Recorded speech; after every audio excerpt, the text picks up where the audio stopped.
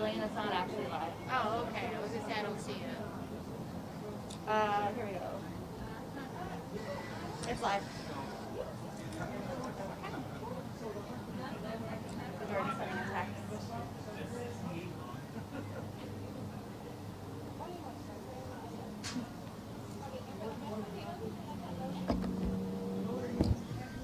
Welcome, guys. If you're just joining us, I'm going to wait just 1 minute before actually starting.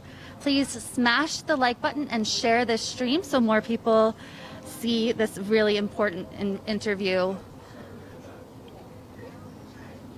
And Jordan is sending a text. If you are not on our text alert list, text COUP to 370-370 so that you know whenever we go live. We are out here in California, as we have been for the past few days.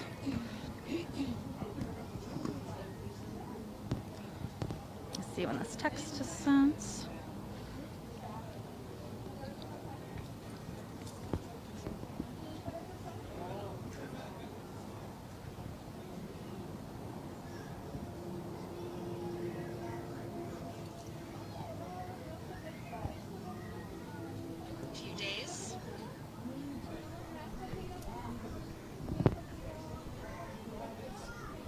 Okay, the text has been sent, so we will go ahead and get started.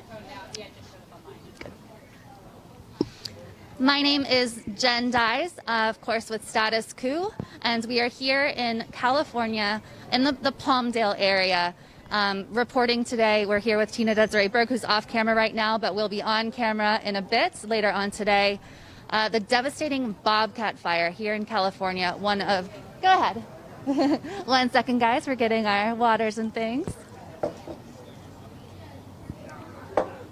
Thank you. Really appreciate it. Thank you so much.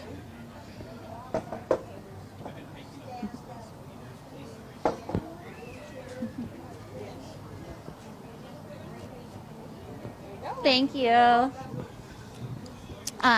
So we're here reporting on the devastating Bobcat fire, one of several fires in California, Oregon, Washington.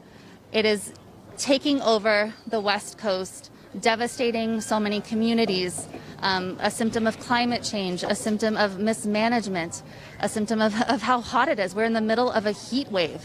It is extremely, extremely hot out here. But I think really what is most important to pay attention to, in addition to things like climate change, are individual stories, the stories of how this is impacting lives. And I have with me Cheryl Poindexter, who has just really been traumatized by this local fire. So if you want to introduce yourself and tell a little bit of your story for the viewers.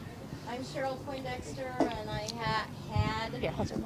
I'm Cheryl Poindexter, and I had an 11-acre ranch. It was nonprofit rescue. I was rescuing horses, dogs, fish, turtles, goats, pigs, everything imaginable.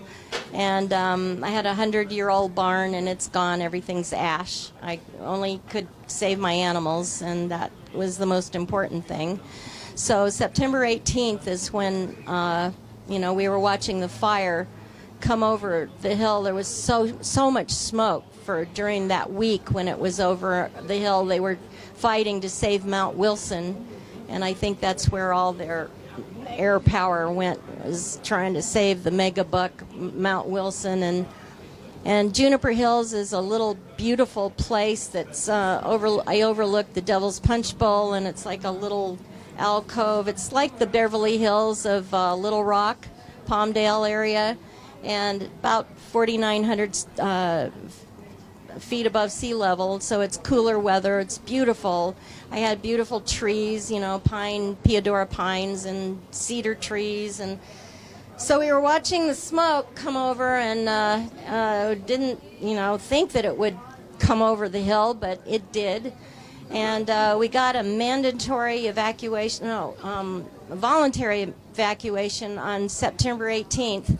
And because I do so much rescue, my rescue crew came with horse trailers. There were 14 people showed up to get it's like, it's really funny because I get really choked up when people come to help, because it's like, it's amazing, because it's just those random acts of kindness mean so much. And I survived the station fire in 2016, and the wind just blew it away, and I survived that. The fire was 3 miles from me, and we survived that, but this one got me. So anyway, they came with about 14 people. We loaded up all my horses. They had a 3-horse trailer. I had just rescued a mini horse, and I had my 2 horses and my chickens and ducks, and so we got them all loaded out and went to a rescue place that we're going to board my horses till I could figure out what I was going to do. And then went to down the hill to get some feed for my horses to where they were going. And an hour later, we got the mandatory evacuation. So that fire blew through so quick. It went from voluntary to mandatory in an hour. So I barely got up there again. Bless Misty. She is amazing. She goes around and rescues people from these fires, and she doesn't get a dime for any of it. I just bought her new tires. Wow. She had worn out tires, and she's like, her and her daughters are out, rescuing all these people, and she doesn't even ask for gas or anything. So I'm trying to help her, and she's been there, my right hand. I mean, she saved my derriere, watching my language, saved my derriere twice. You can say any word you want. Yeah, twice she saved. So she said, call me. She said, Cheryl, you got to get up here. They're not going to let anybody in, but I have a pass and I can get you through the blocked roads. So I rushed up there because my 8 dogs and my 2 parrots were in the house and my cat. And I rushed up there and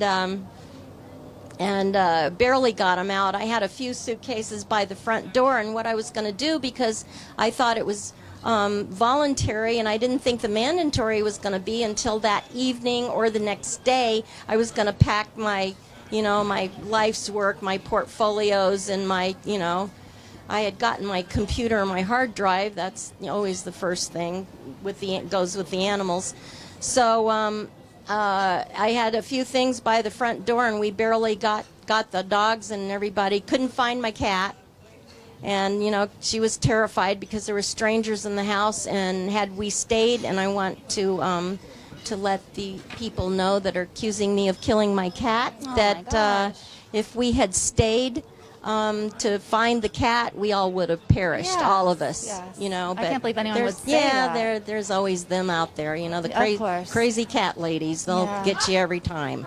So anyway, I felt horrible about that, and we barely got out. And an hour later, the fire came over that hill, 50 miles an hour, because the Santa Ana winds kicked in and blew it all in, and everything is melted ash. It's just incredible to see. So I had my 8 dogs, and where am I going to go with me and 8 dogs, right? Who's going to put me up? And I was willing to sleep in my truck at a park. So my grumpy girlfriend had me come over, and I hope she sees this, and put me up for 3 days, and she ended up hating me, so I left. My dog trainer, Dolores Burton, saw me on the news and called me and said, honey, I've got my dog training facility. It has a dog run and a guest house, and you can bring all your dogs, and you can be there. And her husband, Dale Burton, is incredible. And I went there, and this is in Leona Valley, and all of the neighbors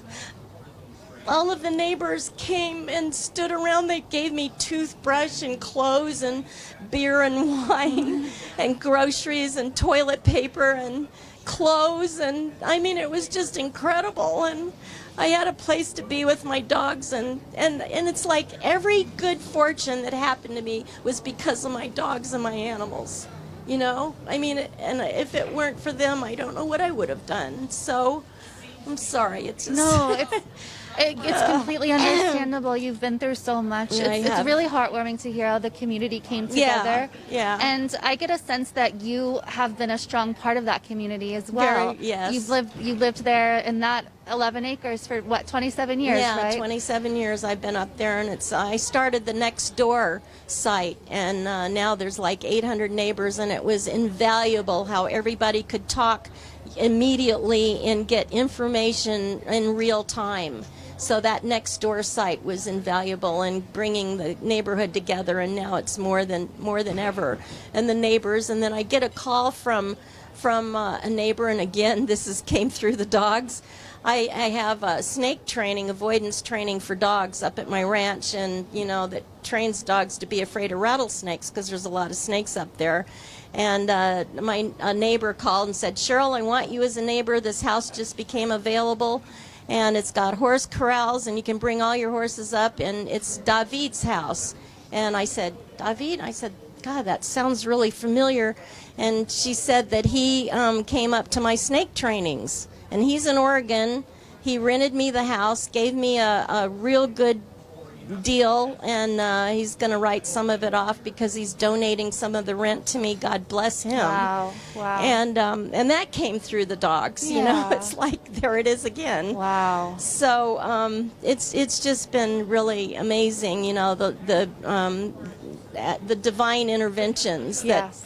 Now the most amazing thing of all is I had to move my horses out of where they were because they were feeding them the wrong thing and almost killed one of my horses, and so I'm trying to doctor him back to health. But I took him over to a place I'm in Leona Valley right now, and took him across the street to this place called Medicine Horse Consulting. And so I took all my horses over there, and it's a great place. And Lynn and Sean are incredible. Turns out that we texted each other's phone number in our phones, and it pops up. She was there helping me on the offer to take my horses in the 2016 fire. Oh, wow. So I ended up again with Lynn and Sean, but actually, took her up on her offer, and that was amazing. And so it's just, That's remarkable. Yeah, so I'm getting help, and that's good. Need more because I need to rebuild, and and it's all going to be for the animals. I'm going to have to rebuild. And so the place that I'm going to rent is like, less than a half a mile from my burned out place. So I'll be able to supervise and, do a prefab thing or something. I don't know. But I have a GoFundMe, so. Yes, we'll definitely talk about your GoFundMe. Actually, go ahead and give the link now. And it's we'll like back. It's a real long blah blah link, so I can't give it. But we'll definitely figure that out as well. Somehow, you will absolutely I really post it, and appreciate we'll the talk help. about it. Is it titled something? Maybe Tina could look it up, and then we could send the link out. Give you. 1 second, guys, because her entire 27 years, she's dedicated her life to rescuing animals, to saving these precious, precious animals. And in just a moment, all of that went away. And thank God the majority of the animals are safe. There's so much rebuilding to be done, so much that has been lost. It's understandably extremely emotional. I'm sure it hasn't set in yet. Oh no, Hypatia. One of the, is she okay? Tina's doggy's under here. Is she hooked up or something? Poor sweetie. Okay, I think she's all right.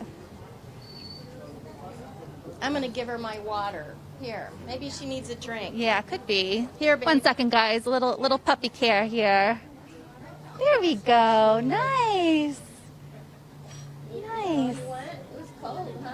Well, I'll definitely show you guys pictures of Hypatia so that you can see her.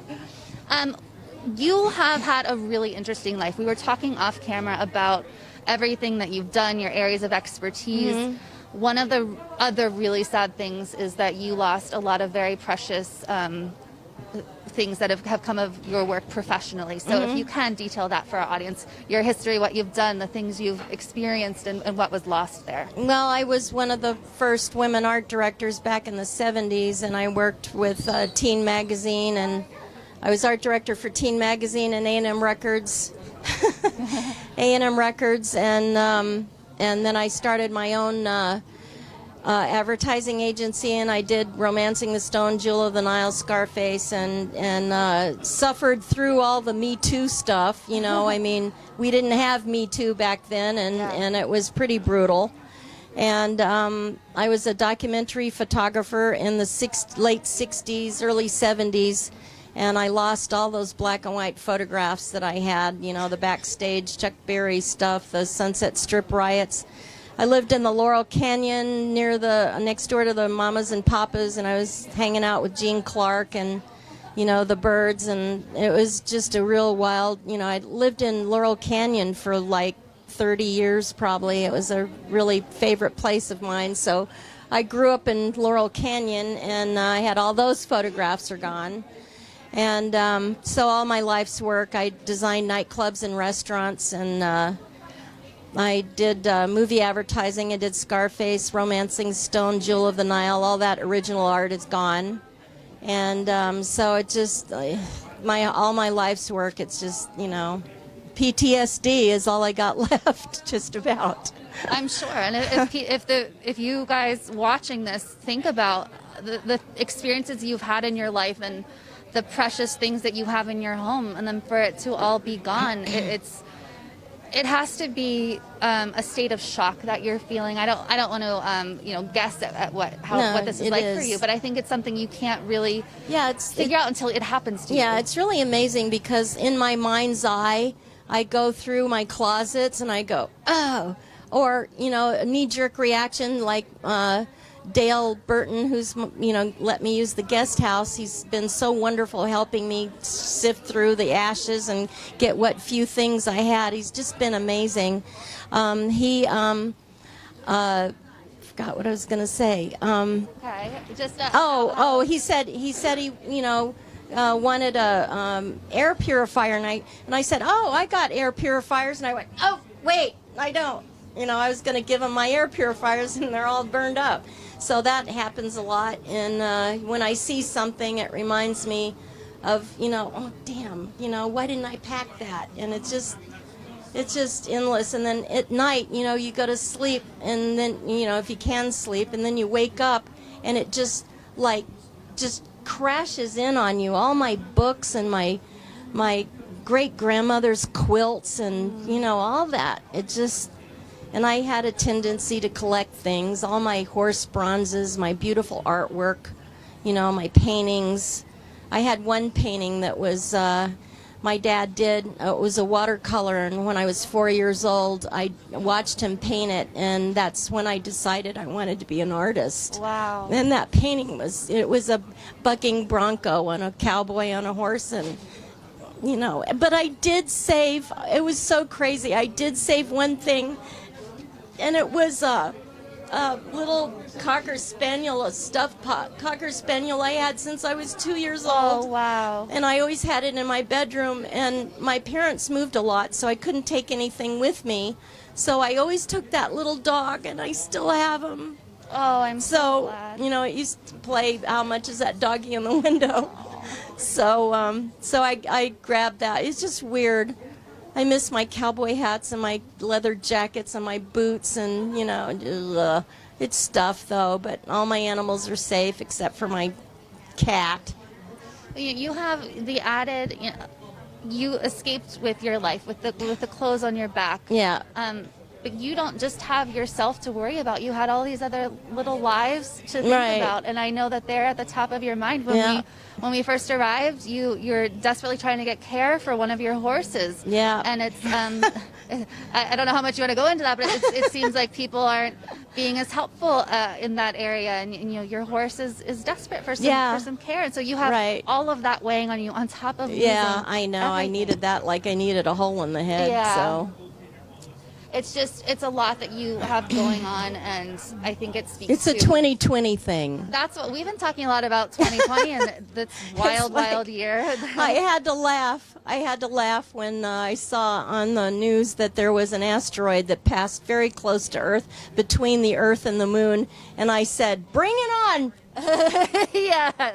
Yes. You know, it was like, okay, all right, you know, murder hornets, and now the asteroid. Cool. Okay, Exactly. whatever. What's coming next? And then the earthquake, so I don't have to worry about, you know, losing my house in the earthquake. So a small bright side. At least you have a sense of humor about it, and you have a great you gotta spirit. laugh. You gotta laugh. Yeah, I do have a sense of humor, and you know, it's like it's dark. Yeah. It's a dark sense of I'm the humor, same but way, for sure. whatever blows your skirt up and whatever gets you through it, you know? Absolutely. Yeah. One of the things that we also spoke about was the cause of the fire that devastated your home and so many others. So go Southern ahead and get into that. California Edison, and I've been getting calls from attorneys that, you know, one attorney was representing the Woolsey fire, and he said he'd take it on a contingency. So I can't believe Edison has done it again. I mean, unbelievable. So, and for those who aren't familiar with the layout of California, it's Southern California Edison, right, which is a private company. Right. And they they're have a always history of- starting fires. And I heard on the news that the smoke was, and they failed to report it. There was smoke coming from, and they reported some kind of outage, and there was smoke going, and that thing just took off. And well, they tend to not take care of their equipment and their right. But they sure charge you. Yep. So speak a little bit about that, if you're able to, about the complicity of, or the cause of this fire, and potentially what you and some other residents are going to do, if you're able to speak on that. Any legal... Well, yeah, we'll probably do a class action. 85 houses in Juniper Hills burned, and if you saw how beautiful Juniper Hills is, and how, you know, if you want to, you know, I can send you photos of, you know, I'm putting that together for my insurance. Oh, and I just want to say my insurance has been incredible. That's good to hear. You know, Allstate. Yay, Allstate. That's really good to hear. So, yeah, and they've called me, and I have a number of neighbors that they can't even get their insurance company to return their phone calls. So Allstate's great. I had good insurance, and they're... We have a birthday celebration going on next to us. Okay. So anyway, what I got off. Just about the class action potential. For class action. So you know, again, the next door site that I put together. There's so many neighbors, and we're all bonding together and supporting one another. And they need to pay, because that was really, really horrible. It was, you know, very irresponsible of them to not keep their equipment up. I was hearing on the way over, actually, that Los Angeles has public electricity, and that this is private. What are your thoughts on that? You know, that the private companies aren't necessarily maintaining things right. They aren't taking control. They're potentially causing these fires by not maintaining things properly. Would it be better if it were a public? I don't know. The California government and all that isn't cracked up. They're not any good either. So, you know, it's like they're all corrupt. Yeah, it's like, you know, it's whatever. It's, you know, the state is... No wonder people are moving out of California. It's just, you know, I mean, the regulations. And it's probably going to take me a freaking year just to get pull permits. It's ridiculous. And I asked a contractor, I said, you know, really? And he said, you know, he says they could approve permits in a day. But for some reason, it takes a year. So, I mean, that's especially for fire victims, you know? Right. I mean, give us a break. Right. You know, because my insurance is going to pay me to live somewhere while my place is being rebuilt, but I'm going to run out of money, you know, because I can't get... Oh, and then the hazmat people, if they find a paint can on your property, they cordon it off, and then they have to call the hazmat thing, and then they have to do, you know, go through all... It's just... It's too many regulations. It's too suffocating. They're killing people. They're making them be homeless, and then they support the homeless people better than, so maybe it's a good idea to be homeless in California. I'll probably do better. Well, so just so I'm clear on this, they're saying to rebuild your nonprofit. What would you call it? Not a shelter, but a haven, sanctuary. Sanctuary. That's a lovely word. Right? Yeah. So to rebuild that, it's going to take a year to approve the permits. For That's what I'm told, That and is I'm hoping that I can get a astonishing. good contractor that's not going to bend me over and take advantage of me. I mean, I'm a little old lady with gray hair. You know how that goes. But you're a firecracker, I think. Well, I'm a firecracker because I've had to defend myself over very unscrupulous people. Yeah. So, and they take advantage of older, elderly people, and I'm freaking elderly. I don't feel elderly, but I've been working that place 11 acres by myself up there. Wow. So, and I love it. I mean, that's what keeps me young. I don't have to work. I don't need no gym. I don't need to work out in a gym. I take care of all my animals, and I love it. It was such a good life. I had such a good life there. It was simple and affordable, and, it was beautiful. I'm sure you have many wonderful memories there with the animals. Yeah. And maybe friends and family over, and just... No family. Okay, well, good friends in the community. Good friends in the community. I think We're not going there with the family. no worries. I'm with you on family stuff.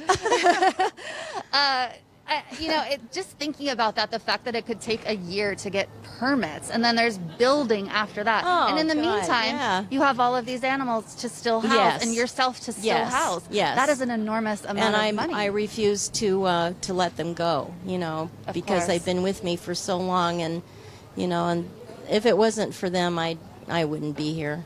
They've been keeping me alive. So, yeah. What do you think, kind of switching topics just a little bit, as we're driving around California, it's very, very dry. We're in a heat wave. Right. Obviously, the dry brush has contributed to the fires really, really taking off. In the news a lot, and the topics a lot, and the political debates a lot, is the topic of climate change. So what are your thoughts on the potential that this is causing all of these fires to become more frequent, bigger? Well, I'm on the fence about climate change. A lot of it's caused by the crap in the air and the disrespect for nature, and I respect nature very much. But climate goes through cycles. It's cyclical. So, I mean, we're going through they were having these fires, thousands of years ago. It's a natural process, and and the things melt in the Arctic, and and it's now, and then it was frozen for a long time, and they had an ice age, and then it went down again. It just goes, and I think it's just a matter of nature taking its course, and it's not. But I think we're complicating it with all the crap we're pumping in the air. But I'm thinking that all of this stuff with the green thing, people don't realize that all the green stuff that they're doing creates even more pollution, creating the green, those big fans and the solar things. And I definitely, it's an interesting discussion, because there are certainly those who have figured out that they can make a big profit with supposedly green, money, green power, energy. and greed. We're back and to so that again. We have even companies like Chevron who are trying to become more green.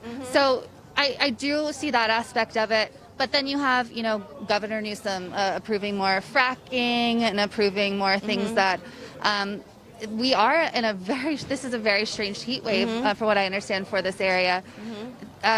More natural disasters do seem to be occurring. So the things that we're doing as a civilization, scientists are saying, is creating more of an issue, and that we need to take steps to correct that. I think it's also interesting that one of the, I was reading about a different fire, and one of the local power companies there that was complicit in causing the fire was starting to point to climate change instead of themselves. Well, they were trying to shift to save their derriere. Okay. I just thought that was interesting. That they it's would like pass the buck. Exactly. Well, that the power company of all people would finally be talking about climate change was a shift. Yeah. So I think I wanted to see if the audience had any questions for you as well, but I also really want to find your GoFundMe so you can talk more about like what that's going to. Yeah, she left, but I can try to search for it. Would it be under your name? It's right here. Okay, great. I don't know how this works. I mean, it's like... I'll text it to myself, and then I'll text it to my my partner Jordan, who's back in New York. But it's Help Animal Rescue Lost Home and Bobcat Fire, organized by Patricia Bonham, and it's URIDEFENSE.com. Okay, let me see. Can I just click on it and then send it to myself quickly? Would that work? If I, I wonder why it's not opening. Okay, you want me to send it here? Sure, yeah, that'd be great. And then just hit the message and okay. And so while I do this and send it to myself, talk about what this GoFundMe or this fundraiser would help you do. It's going to help me build my barns back. I lost all my barns. I lost all my horse corrals. I lost all of the fencing in my arenas. I lost my chicken coop. I lost my koi fish pond. All my koi, there were 12 of them, 2 feet long. They all perished. My turtles. It'll help me build my barns for my, my in and outs for my horses, and my chicken coop. So, and my aviaries for the rescued birds in the backs. And, I think insurance will pay for the house, but I'm trying to get my animals back up and, together again. So absolutely, and everyone remember, it's the permits take a while, the building takes a while. There's food needs in the meantime. You've lost everything. Right. The animals need care. Right. It costs a lot to maintain and take care of animals. I'm sure. Yeah. And a lot of money. So this again, I think Jordan is putting it in the chat, but it is a GoFundMe titled Help Animal Rescuer Lost Home in Bobcat Fire. So far, $13,346 has been raised of a $100,000 goal. And I'll just read the little blurb that is put here. Cheryl Poindexter, one of our fellow animal rescuers, lost her home and all her belongings over this past weekend in the Bobcat Fire. She had many step up to help her evacuate her animals, but went back to the property yesterday to find her home, barn, and guest house completely gone. Her animals were her first concern, and she left her clothing and household items behind. We set our goal at $100,000 to help her fill immediate needs of food and shelters for her pets, maybe a trailer to live in temporarily, and fencing so she can bring her horses back home. Please donate any amount you can to help our innocent fire victims. It is an emotional loss besides having her entire life wiped out. Thank you for your generosity. And this, again, was the person, I guess a friend who had helped set this up. Yeah, it was a fellow rescuer that, put that together for me. I was in bad shape.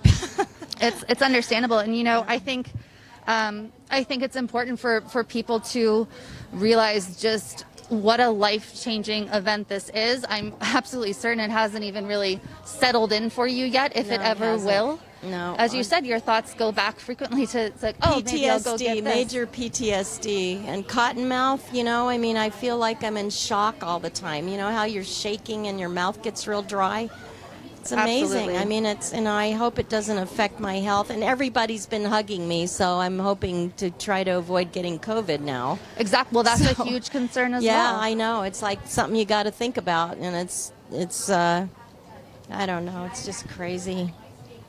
Well, I just admire your strength. Thank you. And it's survival. You just, you get down to the real basics, and you just, something clicks in and you just do it to survive. You're just like a zombie going through, taking it step by step, day by day. And, and a really beautiful thing happened to me yesterday. I had a complete breakdown at the gas station because the thing canceled, and I thought I had gas, and I didn't get the receipt, and I just came apart. It just, you just go right over the edge, and this beautiful Mexican lady said, "Oh, honey, I'll take you out. It's okay. You know, I'll help you." And she was so nice. And she went out and she helped me. I couldn't stop. I was sobbing. And she helped me, and I said, "I'm good. Thank you so much." And there was a guy, African-American guy, Rastafarian hair and everything, and he was so amazing. He came up to me and he says, "Honey," he said, "you've got to think positive. You've got to, don't go into the negative." He says, have faith in God, and things will, just do it day by day." And he was just like, gave me the most amazing advice, and it was almost like, divine intervention that I came apart there so I could hear those words. But there are good people out there, and and it's really sad what's happening with the Democrats and the Republicans are ridiculous. That they're fighting against each other. We're all after the same thing, but it just, and that's restoring my faith too. But that was a beautiful moment, so. That's really lovely. It's really lovely. And something like this, when such a tragedy occurs, it does in many ways bring people together, and it makes those, those sometimes petty political differences or personal differences go away. Yeah. So I definitely urge everyone, I have been pasting the link to the GoFundMe in the chat here. Please, if you can, please help support this GoFundMe. Think about all of those animals. Think about all of those lovely horses, dogs. You said you have parrots and chickens, ducks. So many amazing animals. I just admire Goats. everything that you've done. So yes, if you can, please support this GoFundMe. We've given the link again. I'll put it in one more time. So I can continue to help, because I'm never going to stop. And as you said, it's all about the animals. It's all about the animals. Exactly. Is there anything else that you would like viewers to know about what happened, about how you're feeling, about going forward? Anything you want to say? Just day by day, and I just think that my dogs are such wonderful teachers, because they are in the moment. They have no egos.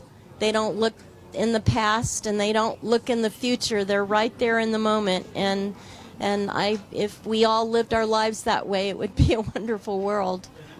So, and random acts of kindness, mean so much to people. Means so much, especially when you've gone through a lot of crap. So it's very much appreciated. So everyone that's helped me and has come forward for me, it's like really means a lot. Thank you so much for sharing your story. I know the viewers are with you, feeling with you, Thank you. What you're feeling, and they care a lot, and Thanks. we're all with you. Thank you. Just really sad. There are truly no words. We're going to stay on this story. We're hoping to go with Cheryl to meet some of her animals as well, so keep an eye out for that. Text COUP to 370-370 so you get a text notification about that and other reporting. You guys are amazing and wonderful. Remember our road trip page, statusquo.com/West Coast, if you're able to support our ongoing reporting. You guys are incredible. Thank you for being viewers of Status Quo. Thank you for being awesome people, and we'll see you next time. Bye-bye, guys.